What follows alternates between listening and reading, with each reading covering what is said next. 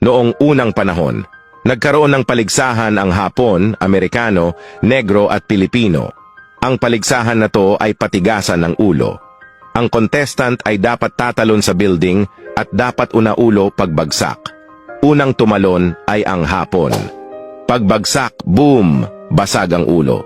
Sabi ng MC, out na ang Hapon, ang lambot ng ulo. Amerikano, ikaw naman. Tumalon ang Amerikano at nabasag din ang ulo. Out na din to, sabi ng MC. Negro, ikaw naman. Tumalon ang Negro at nabasag din ang ulo. Sabi ng MC, ano ba yan? Ang lalambot naman ng mga ulo nito. O siya last, Pilipino, talon ka na. Sira ulo ka ba? Sagot ng Pinoy. Ba't ako tatalon? Ano ako tanga? Tatalon ka o hindi? Sagot ng MC. Gusto mo itulak pa kita? At sumagot ang Pinoy. Tumalon ka mag-isa mo. At napakamot na lang ang MC sabay sabing, panalo na tong Pinoy.